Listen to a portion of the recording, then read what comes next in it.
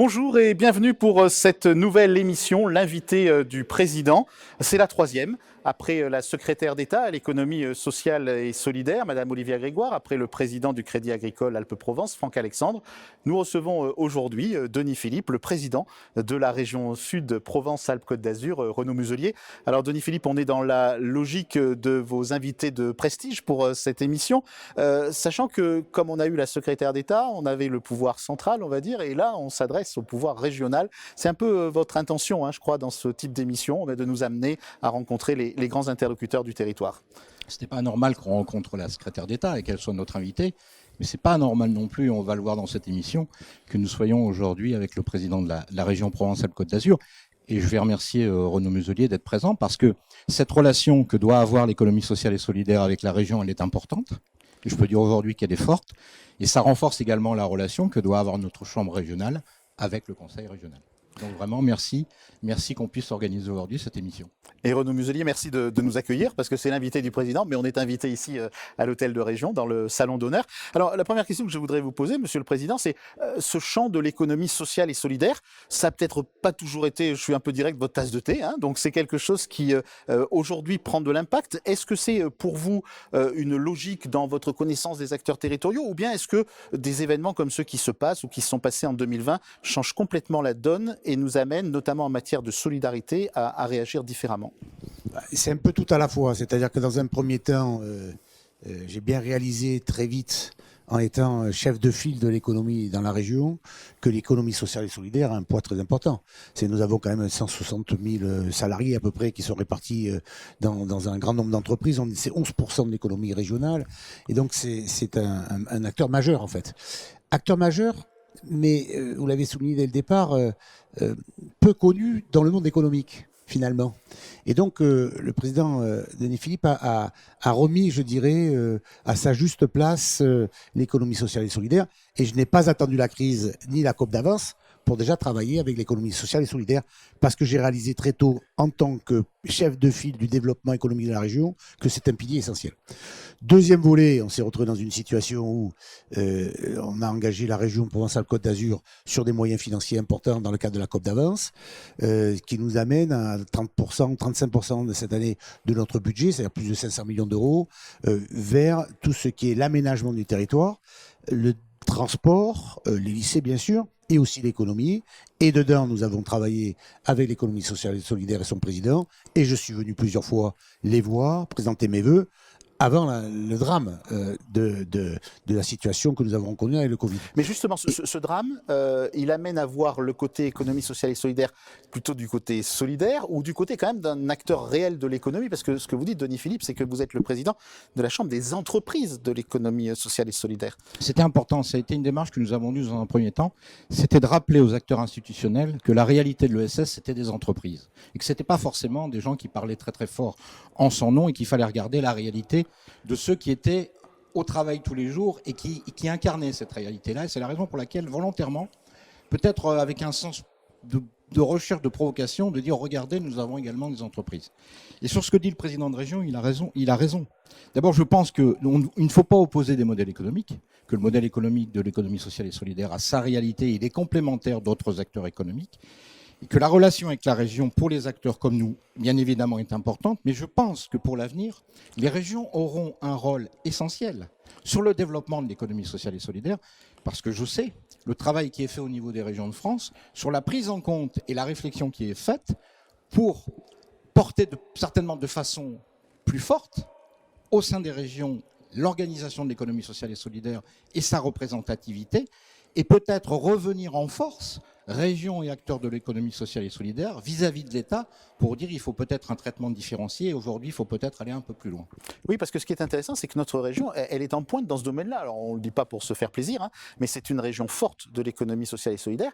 Et ce qu'on peut dire aussi, c'est qu'au-delà de ces discours de début d'émission, il y a des choses très concrètes. Parce que, par exemple, vous avez lancé un fonds dans cette période difficile, le fonds Essor, qui n'a pas été fait dans toutes les régions, et qui est un fonds qui porte en effet cette notion de solidarité, mais à condition que les entreprises soient aussi performantes économiquement. C'est le but, c'est de les tenir dans l'activité.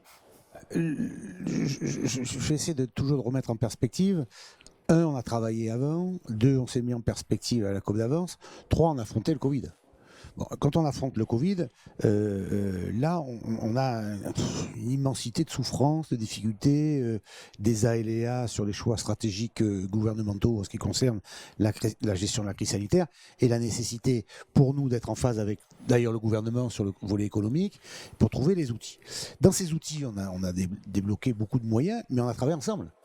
C'est-à-dire que là, on s'est retrouvé dans une situation en disant vous représentez quand même 11% du produit intérieur brut de la région, 70% sont des femmes, vos entreprises, c'est moins de 10 salariés, vous êtes au plus près et au plus proche de notre territoire, et vous êtes là, maintenant, nous passons finalement dans une situation de circuit court. Donc, l'après-Covid sera nécessairement très différent de l'avant-Covid, et c'est le moment, là, d'avancer ensemble. Et donc, là, on a mis en place toute une série de dispositifs traditionnel et classique pour l'économie, mais spécifique pour l'économie sociale et solidaire avec le Fonds Essor. Et donc on se retrouve avec une démarche de construction commune au moment d'une crise pour essayer qu'elle ne s'écroule pas, cette économie, et qu'elle puisse immédiatement repartir. Et ça a été le sens de notre travail ensemble, qui, je crois, et je le dis avec beaucoup de modestie et d'humilité, parce que quand on est face aux souffrances, au travail, à l'emploi et à la désespérance, je pense qu'on a apporté quand même de vraies réponses de visibilité, de moyens financiers et aussi d'ambition de vie et de survie. Alors, justement, dans un secteur qui a été parmi les plus touchés, parce que évidemment l'économie sociale et solidaire c'est transversal, hein, c'est pas un seul secteur d'activité, mais là-dedans il y a du tourisme social, donc tourisme, on sait que c'est difficile. Il y a toutes les notions qui sont liées au service à la personne. Le président vient de dire plutôt des dames souvent qui sont amenées à faire ce travail, dont on sait qu'elles sont sur des emplois souvent partiels, qui sont souvent des personnes seules. On a parlé de l'agriculture aussi, hein, puisque vous avez des ressortissants, comme on dit, hein, qui travaillent sur ces secteurs-là, notamment dans les départements alpins. Aujourd'hui, cette transversalité, c'est une chance pour notre économie régionale et il faut particulièrement la défendre dans le cadre de l'ESS. C'est une chance pour notre secteur économique, à la condition également que les acteurs sachent saisir cette chance. Aujourd'hui, je dirais le problème, il n'est pas de la relation avec l'État ni de la relation avec la région, parce que je pense que ces deux institutions ont compris très vite l'intérêt qu'il y avait aux acteurs de l'économie sociale et solidaire. Aujourd'hui, le chemin qui doit être fait, le travail qui est fait, c'est la capacité des acteurs à s'organiser par eux-mêmes et à compter sur eux-mêmes. C'est-à-dire que c'est bien qu'on ait une relation forte avec la région, c'est bien qu'on vienne défendre nos spécificités, c'est bien qu'on vienne s'inscrire dans la politique régionale qui peut être menée, je pense que c'est notre rôle, mais la capacité d'organisation, c'est de nous dont elle dépend. Et dans ce que vous venez de dire, c'est-à-dire les acteurs qui traversent la crise et les entreprises de l'économie sociale et solidaire comme d'autres entreprises, elles ne sont pas égales dans cette crise. Si on est un acteur effectivement du tourisme social, c'est beaucoup plus compliqué. Si on est dans le champ culturel, bien évidemment. Si on est dans l'insertion, dans la formation professionnelle, ce n'est pas simple. Donc il faut adapter également, et c'est ce que nous avons fait avec la région, adapter aux besoins réels des acteurs qui sont concernés. Et aujourd'hui, dans des tailles différentes aussi d'entreprises, hein, parce que pour vous, ce qui est peut-être pas évident, c'est que finalement, une grande mutuelle, c'est l'économie sociale et solidaire, les Jardins de Solène ou la Table de Cana, ou des entreprises qui sont certes des belles entreprises, mais de taille beaucoup plus réduite, c'est aussi de l'ESS. Donc c'est un champ qui est facile à appréhender pour vous? Oui, mais c'est comme toute l'économie en général. Je veux dire que quand vous avez Airbus, hélicoptère, ou que vous avez la clim dans le Var, c'est pas tout à fait la même chose que l'artisan qui travaille à Fourcalquier. Hein. On n'est pas du tout dans les mêmes volumes, mais pourtant c'est l'économie en général. Et donc l'idée, c'est vraiment tout le temps de mettre en place des dispositifs qui soient au niveau de l'enjeu. Vous avez souligné des trucs très différents, mais on peut rajouter tout le volet de la déchetterie quand même, Bien sûr. qui quand même fait partie de quelque chose de recyclerie. Voilà, donc, vous retrouvez là avec des données qui sont très importantes. Et cette immense variété de cette économie fait en sorte, comme vous l'avez souligné, on est dans les 3 premiers Français. En nombre, en volume et en activité. Et donc, il faut en permanence arriver à se calibrer sur le département. L'économie sociale et solidaire dans la métropole de Marseille n'a absolument rien à voir avec ce qui se passe autour de Briançon dans les alpages, hein, quand même. Et quand vous arrivez à voir les bars de quartier de proximité ou les magasins solidaires qui apportent une réponse, souvent bio d'ailleurs, dans le cadre des circuits courts avec les agriculteurs voisins, c'est quand même pas du tout la même mécanique d'aide. Et donc il faut que ça soit d'une hyper simplicité, hyper pratique et hyper réactif. C'est ce qu'on essaye en permanence de mettre en place. Et dès que ça l'est pas, d'ailleurs, le président me rappelle au retard potentiel. Puis parallèlement à ça, il y a une démarche très incitative qui permet aussi d'avancer. C'est que par exemple, nous avons pris une décision à la région où 30% de nos marchés sont immédiatement éligibles à l'économie sociale et solidaire, quelle que soit la taille du marché voulu par l'institution que j'ai l'honneur de présider. Ce qui donne la possibilité aux petits, à cette nouvelle économie, aux petits, aux moyens ou aux gros, même d'ailleurs, qui sont dans cette branche bien d'activité, d'avoir un créneau qui leur est réservé, 30%, dans lequel ils peuvent s'inscrire et donc avoir aussi, comme les autres, un accès à ces marchés de façon identique, comme n'importe quel membre de l'économie qui est en charge dans l'économie régionale. Et un point important, c'est celui que vous soulignez tout à l'heure, Denis Philippe, c'est-à-dire que dans cette économie sociale et solidaire, on ne s'oppose pas forcément à des visions économiques qui pourraient être plus libérales ou différentes. En ce moment, on voit que des acteurs qui sont quand même très, très marqués sur le libéral, comme Luc Ferry, par exemple, disent mais il faut qu'on soit sur de l'économie circulaire, parce que l'économie circulaire, c'est celle qui va permettre en effet aux grands acteurs de ne pas polluer quand il va falloir détruire, reconstruire, démanteler. On sait qu'il y a des choses qu'il faut éventuellement démanteler. Ça veut dire que pour vous, Président, dans votre approche COP d'avance, vous avez, grâce aux acteurs de l'économie sociale et solidaire, en quelque sorte la sortie par cette économie circulaire. On va pouvoir démanteler les cellules photovoltaïques. C'est intégré dans la logique, mais au-delà de ça, je pense que ce qu'a réussi remarquablement bien à faire le Président, c'est que, auquel j'ai essayé de contribuer à mon niveau, mais de sortir l'économie sociale et solidaire de son coin, qui était, eux, qu'est-ce qu'ils font? Voilà. À quoi ils jouent, ceux-là? C'est pas sérieux. C'était ça, c'est le problème de l'image. Et là, on en est sorti. C'est-à-dire l'économie sociale et solidaire sont toujours invités, avec moi, à toutes nos réunions, avec la totalité du monde économique et patronal classique.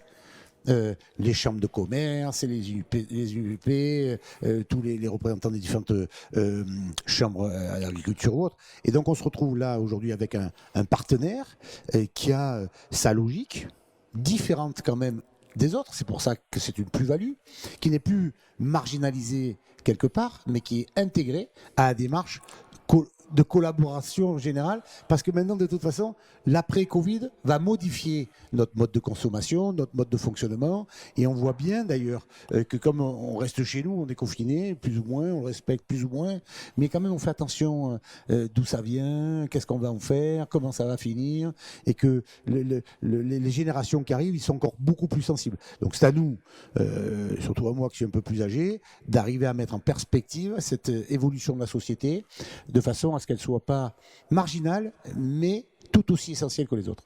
C'est ce qu'on voit, Denis Philippe. Il y a l'économique, il y a l'environnement et le président l'a évoqué à l'instant, le social aussi. Je crois que le président Muselier a touché du doigt ce qui a été notre difficulté longtemps dans cette région, c'est-à-dire de faire des grands discours, de venir donner des leçons à d'autres acteurs économiques, alors que je pense que ce n'est pas notre rôle, mais par contre faire valoir ce que nous sommes et venir s'inscrire à côté d'autres acteurs pour repartir, parce que c'est ça le fond du sujet. Et quand j'ai entendu le président Muselier dire dans ses déclarations qu'il faudrait apprendre à vivre avec la Covid, moi je partage. Donc maintenant il faut regarder l'avenir. Comment on en sort de cette crise et comment les acteurs économiques, tous les acteurs économiques de cette région, ensemble vont faire qu'on puisse sortir de cette crise. C'est ça le sujet pour nous. C'est pas de donner des leçons ou de distribuer des bons points à tel acteur ou à tel acteur. Le sujet n'est pas là. C'est comment ensemble nous allons faire de cette région qui est une belle région, une région pour l'avenir, et comment nous allons repartir. Et je partage, je le redis, ce qui a été dit, la Covid, je suis convaincu qu'il nous faudra apprendre à vivre avec et pour longtemps. Ça ne veut pas dire qu'il faut tout arrêter, il faut tracer, il faut envisager, il faut construire pour l'avenir. Et puis il y a une question quand même qui vous concerne tous les deux, si je puis me permettre, c'est dans cette France dont on voit, et vous en parlez souvent, qu'elle est un peu centralisée, que beaucoup de choses se décident depuis Paris. C'est notamment vrai chez vous, parce que vous menez un combat, vous, Denis Philippe, avec les autres CRES, et vous êtes un peu le héros, le porteur du drapeau en Provence-Alpes-Côte d'Azur de ce mouvement-là. Le héros peut-être pas, mais le problème qu'on a aujourd'hui, c'est que... HERAUT, on est bien d'accord, voilà. L'État a confié des missions aux chambres régionales que nous sommes, qui sont des missions que nous voulons porter, mais elle nous en a quand même pas tout à fait donné les moyens. Ça, c'est quand même un problème. Il y a un sujet. Il y a un sujet. On a un sujet. Donc, c'est bien beau de nous dire la loi dit que, la loi NOTRe est venue renforcer le fait qu'il fallait qu'on soit l'interlocuteur avec la région, et tant mieux, parce que c'est important qu'on soit ces interlocuteurs. Mais aujourd'hui, on a quand même des difficultés qui sont des difficultés de moyens. Et c'est pour ça que je disais tout à l'heure dans mon intervention que je crois beaucoup sur le travail que nous pourrons avoir avec les régions, et notamment avec Régions de France, pour faire évoluer cette situation-là. Parce que les CRES, elles sont en relation avec les régions. Je suis convaincu que ces relations vont aller de l'avant, vont se construire, vont se développer, et ça nous permettra après de reporter le sujet. Je ne me fais pas d'illusions, nous aurons les élections présidentielles et il ne se passera rien avant, mais je suis convaincu qu'il y a un sujet après les présidentielles, de ce que doivent être les chambres régionales comme acteurs représentatifs transversales dans les régions. Vous êtes preneur de cette démarche? Je partage beaucoup dans le diagnostic. Moi, je suis un grand décentralisateur. Donc, c'est dans ma culture. On doit être fort chez nous et arriver à être maître chez nous. Bon. Tout en étant respectueux de la République, ce qui n'est pas du tout incompatible. Et on a un pouvoir centralisateur. Et par ministère, encore plus. J'ai signé en tant que président de la région de France, avec les autres présidents de région, le contrat d'avenir avec le Premier ministre. C'est 40 milliards d'investissements quand même sur notre territoire. Hein. On était tous là. Mais on voit bien la difficulté après de le mettre en place. Parce que le pouvoir central, par telle ou telle administration, vous arrivez dans l'agriculture, vous arrivez après dans l'industrie, ils ne veulent pas vous le lâcher parce qu'ils estiment que c'est pour eux, les fonds européens c'est à eux, c'est pas à nous, alors que c'est nous qui en sommes gestionnaires. Bon. Donc on voit bien la difficulté de ce combat permanent.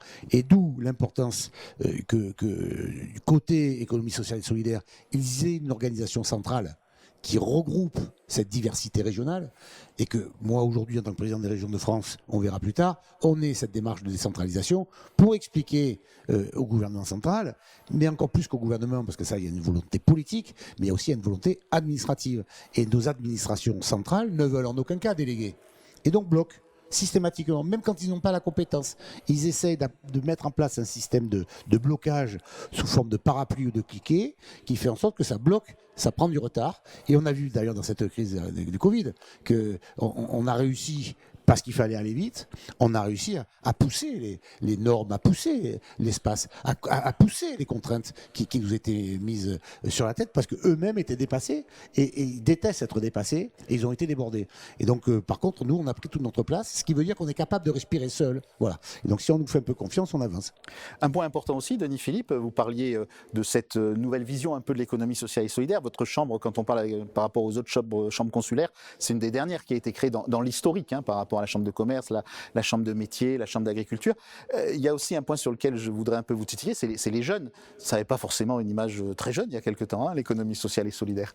De notre faute, là également. Mais vous savez, les jeunes, ils font de l'économie sociale et solidaire, un peu comme M. Jourdain qui fait de la prose, sans savoir. Et je pense que si on ne leur donne pas l'espace, on ne leur dégage pas l'espace, parce qu'on considère qu'il faut toujours rentrer dans les cadres et rentrer dans les lignes, on n'avancera pas. Donc il faut permettre à des jeunes de venir entreprendre autrement.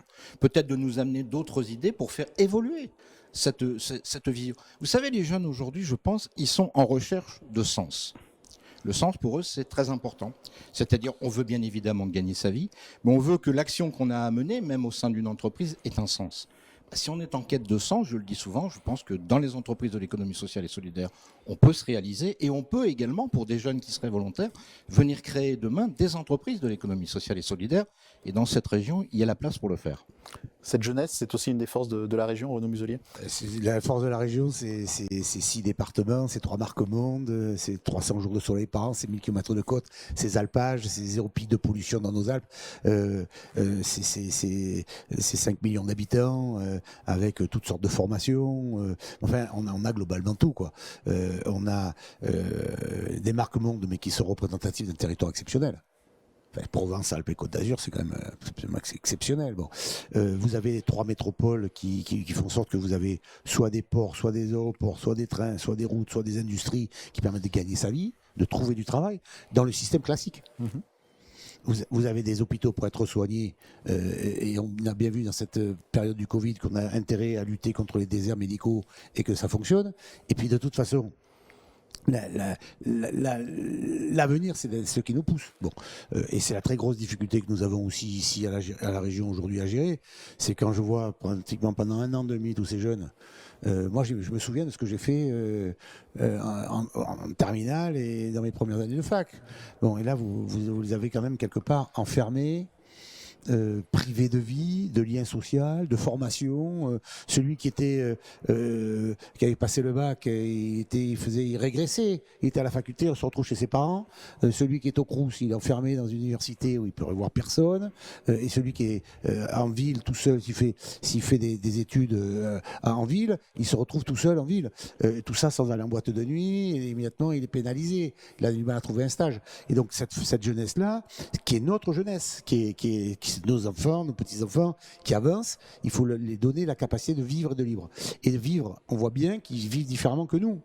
Nous, à l'époque, on travaillait beaucoup, notre qualité de vie n'était pas terrible, et on essayait de gagner de l'argent. Aujourd'hui, ils veulent une qualité de vie d'abord, ils veulent pouvoir en vivre, et ils ne veulent pas perdre son temps à quelque chose qui n'a pas de sens. Ce qui n'est quand même pas du tout le même mode d'emploi qu'il y a 30 ans. Pas du tout. Et donc nous, les responsables politiques ou les responsables de chambre, on le sent bien, cette poussée-là. Et cette poussée-là, il faut justement la libérer.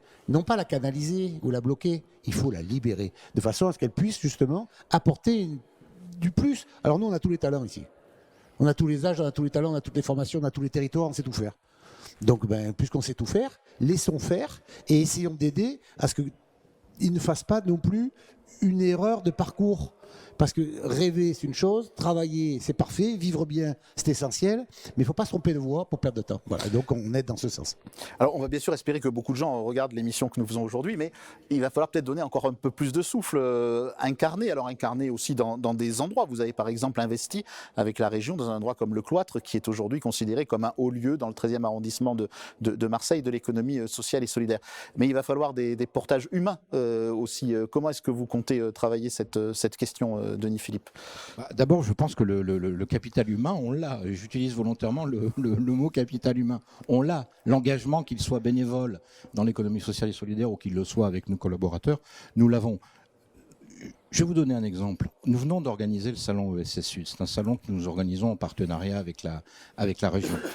En accord avec la région, nous souhaitions bien évidemment le faire de façon habituelle. On n'a pas pu le faire de façon habituelle. En accord avec la région, nous l'avons reporté et nous avons fait un salon virtuel. Il suffit de regarder aujourd'hui la réussite de ce salon, qui avait lieu le 13 avril, le nombre de personnes qui se sont connectées, le nombre de personnes qui ont assisté aux conférences. La dynamique est liée, l'intérêt est lié. Nous avons les possibilités de faire ensemble. Et c'est ce que je pense que nous sommes capables de faire, pour peu que nous ayons la volonté et que nous mettions peut-être derrière nous un certain nombre de querelles stériles qui, à mon avis, n'ont pas cours. C'est-à-dire, qu'est-ce que nous voulons, quel développement nous voulons, comment nous voulons nous y inscrire et quelle société nous voulons pour demain. Et ce n'est pas nous, dans notre coin, tout seuls, qui avons la réponse. Je pense que la réponse, il faut la construire, il faut la co-construire. Et Renaud Muselier, comme au gouvernement, il y a une secrétaire d'État à l'économie sociale et solidaire, ça serait bien que dans les exécutifs régionaux, départementaux ou autres, il y ait des gens qui soient bien fléchés, économie sociale et solidaire. Je pense que c'est indispensable pour la suite. Je pense que c'est fait déjà par rapport à un de mes responsables comme M. Kleinhoff ou Isabelle Savon qui s'occupe de l'économie.